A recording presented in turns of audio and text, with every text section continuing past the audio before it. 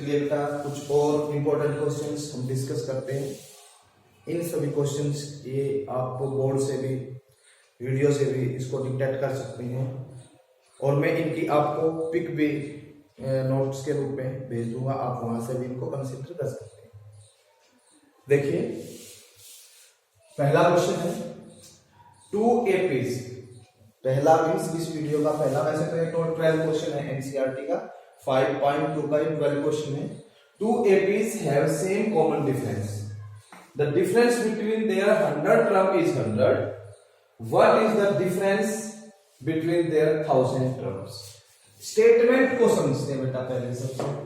जब हमारे समझ में स्टेटमेंट आ जाती है उसके पश्चात हम काफी कुछ अपने माइंड में क्लियर कर लेते हैं। यहाँ 2 APs की बात हो रही है और उन 2 APs में कॉमन डिफरेंस कॉमन है, मींस दोनों APs का कॉमन डिफरेंस सेम है, मींस उसकी फर्स्ट टर्म अलग हो सकती है यहां, और उनके 100 टर्म का डिफरेंस, उनके 100 टर्म का डिफरेंस 100 है, तो इसका यूज करते हुए हमने उसकी 1000 टर्म का डिफरेंस निकालना है।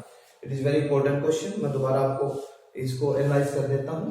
2 APs हैं, उनका कॉमन डिफरेंस सेम है, उनके 100 टर्म का यानी कि 100वीं टर्म का अंतर 100 है यानी 100 है, हमने उनके 1000 टर्म का डिफरेंस हमने निकाला। तो हम 2 APs को मान लेते हैं। Let first AP A plus D, A plus 2D and so on, and next AP A dash plus D, A dash plus 2D and so on। और यहां हमें ये मानना पड़ेगा कि इनमें से क्योंकि कॉमन डिफरेंस तो सेम है, कि फर्स्ट टर्म किसकी कितनी अधिक, कौन सी बड़ी है कौन सी छोटी है। तो मैंने A डैश को A से बड़ी कंसीडर कर लिया है। तो अगर A डैश बड़ी है तो it means according to question A dash 100 minus A 100, उनके 100 टर्म का डिफरेंस हम कैसे लिखेंगे?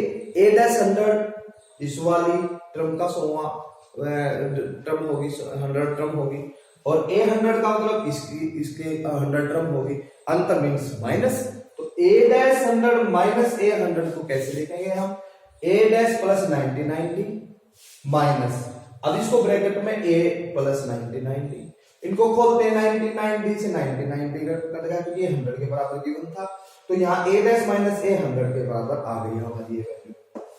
अब अगेन उनके 1000 टर्म का हमने डिफरेंस निकालना है। A डैश 1000 माइनस A 1000, इनको भी ऐसे ही खोलते हैं। A dash plus 99 and 999 999 minus A plus 999 999 से 999 यहाँ पे कट जाता है और आ जाएगा A dash minus A, means उनके 1000 टर्म का डिफरेंस आएगा हमारे पास A डैश माइनस A, और अगर हम इन दोनों को कंपेयर करते हैं A डैश माइनस A की वैल्यू 100 है, तो A डैश 1000 माइनस A 1000 की वैल्यू आ जाएगी 100।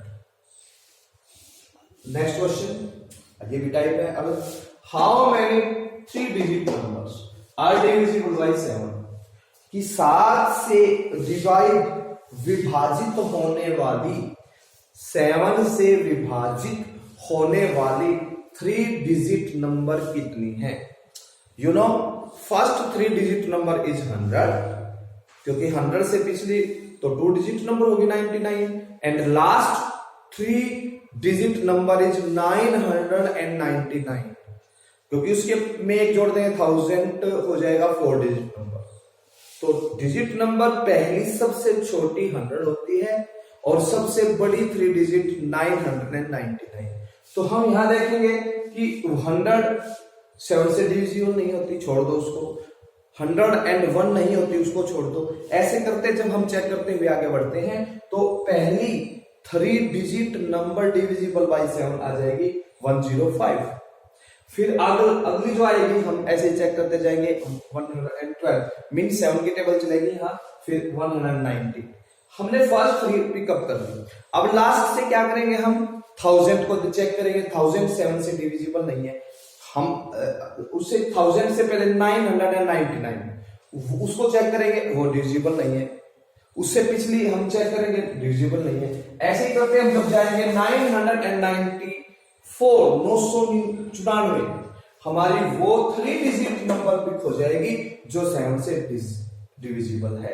तो हमारे पास एक एपी यहां बन जाएगी 105, 112, 119 एंड लास्ट 994।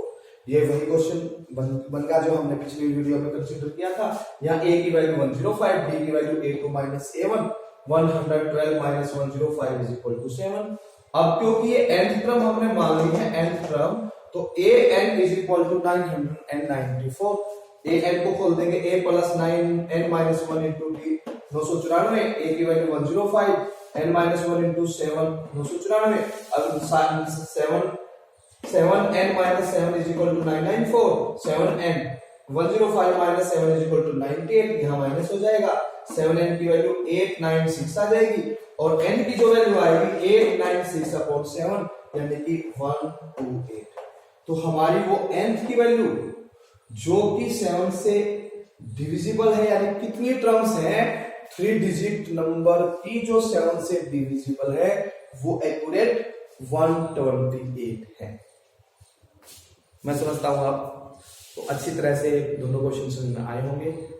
इनकी प्रैक्टिस कीजिए, इनको अपनी नोटबुक में सोल्व कीजिए। Thanks welcome.